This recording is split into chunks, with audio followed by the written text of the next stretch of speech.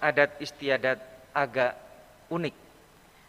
Di kampung itu dikisahkan bahwa apabila ada orang tua yang sudah sakit-sakitan, yang sudah renta dan sangat tidak bisa mandiri atas hidupnya sendiri, maka anak-anak mereka diperbolehkan untuk membawa mereka ke dalam hutan dan meninggalkan orang tua itu di dalam hutan. Intinya agar tidak merepotkan dan kemudian kehidupan orang-orang di sekitarnya menjadi lebih nyaman. Satu kali ada seorang anak yang mempunyai orang tua yang sudah renta, seorang ibu. Ibunya sudah tua, renta, sakit-sakitan dan tidak bisa melakukan semuanya tanpa bantuan orang lain. Maka si anak kemudian mengambil peraturan itu dan melaksanakannya. Dia membopong ibunya, menggendong ibunya, masuk ke dalam hutan. Sampai pada akhirnya mereka berjalan masuk hutan tanpa pembicaraan sama sekali. Sampai di dalam hutan yang sudah paling dalam, paling lebat, si anak kemudian menurunkan ibunya dan berniat untuk meninggalkan ibunya. Ketika dia mau beranjak meninggalkan ibunya, si ibu kemudian mengatakan kepadanya, "Nak, terima kasih sudah mengantar ibu ke sini.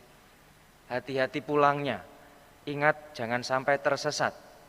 Tadi sepanjang jalan menuju ke tempat ini, ibu sudah meninggalkan tanda-tanda yang bisa kamu jadikan pertanda untuk menuju jalan pulang. Nanti kamu ikuti dahan-dahan kering yang ibu petik dari pinggir jalan sambil jalan tadi dan saya taburkan di sepanjang jalan tadi. Ikuti jalan itu, maka kamu akan sampai di rumah dengan selamat dan tidak tersesat." Si anak kemudian menangis dan mengurungkan niatnya menaruh ibunya di dalam hutan, menggendong ibunya kembali, membawa pulang ke rumahnya. Saudara-saudari yang terkasih, bangsa Yahudi yang menjadi bangsa di mana Yesus hidup, tinggal dan berada, memiliki banyak sekali aturan dan tradisi yang mereka pegang sejak zaman nenek moyang, nabi-nabi sampai dengan saat ini.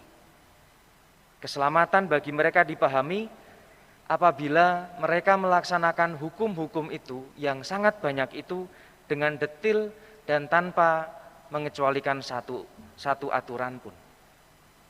Tetapi saudara-saudari yang terkasih, sering kita jumpai dalam Injil bahwa Yesus mengecam mereka karena ternyata praktek hidup sedemikian yang sebenarnya maksudnya baik, seringkali tidak rasional, tidak membawa orang kepada kemerdekaan dan pertumbuhan iman, tetapi justru membuat mereka kemudian hidup dalam kemunafikan, kepura-puraan.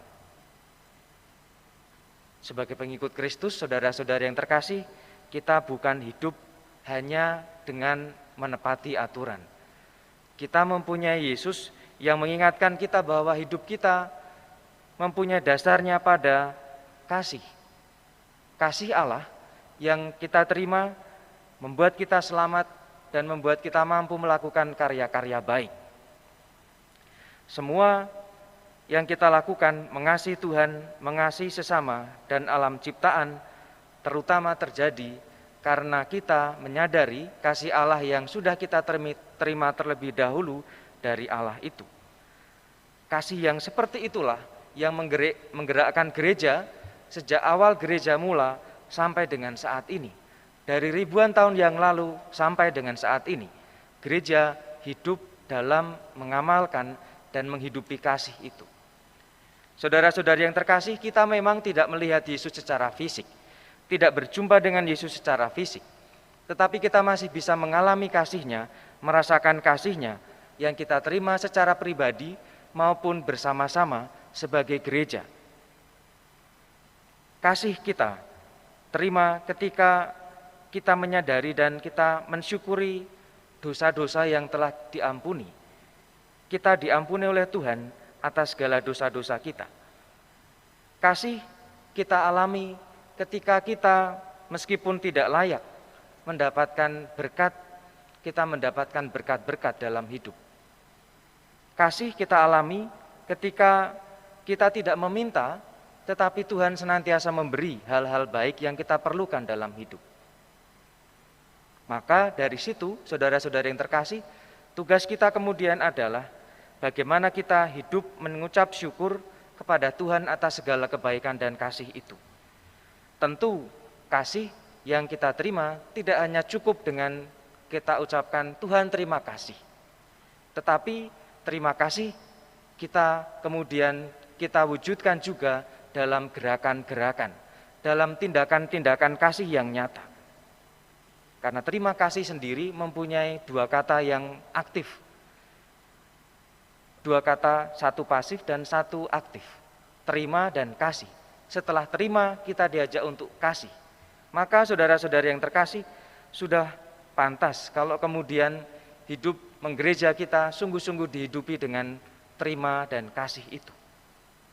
Beberapa waktu ini kita melihat, mungkin sudah dilepas, ada spanduk waktu itu, peduli NTT. Ada spanduk juga yang masih terpasang, vaksinasi.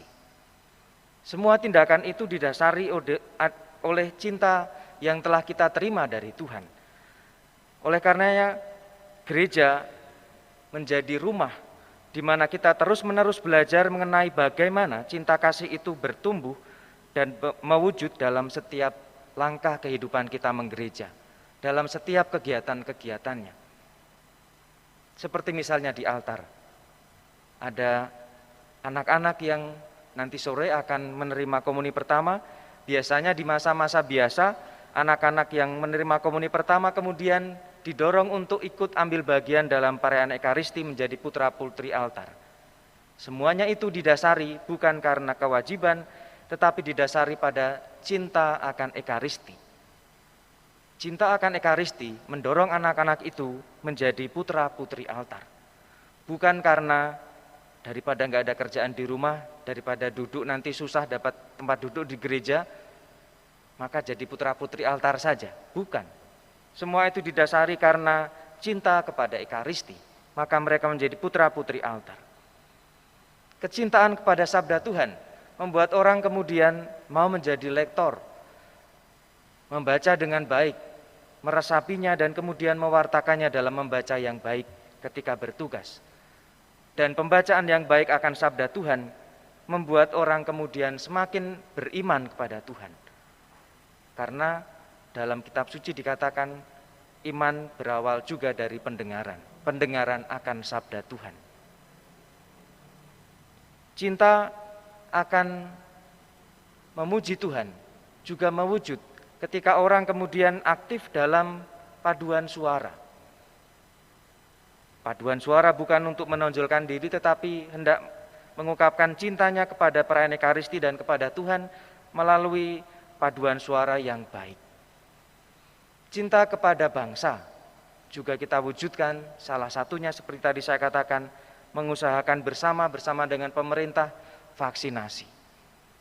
Cinta kepada orang tua, ketika kita kemudian juga memberikan kepada orang tua bakti kita kepadanya. Sehingga saudara-saudara yang terkasih, sama juga cinta kepada Ekaristi, mendorong orang untuk menghias altar secantik mungkin, seindah mungkin, sehingga mengantar orang untuk berjumpa dengan Tuhan. Semoga saudara-saudara yang terkasih, cinta yang menjadi dasar bagi kita untuk melayani Tuhan itu juga menjadi semakin bertumbuh, berkembang, dan berbuah dimanapun kita berada, dan kita menjadi murid-murid Tuhan yang menjadi berkat bagi sesama. Kemuliaan kepada Bapa dan Putra dan Roh Kudus, seperti pada permulaan, sekarang, selalu, dan sepanjang segala abad.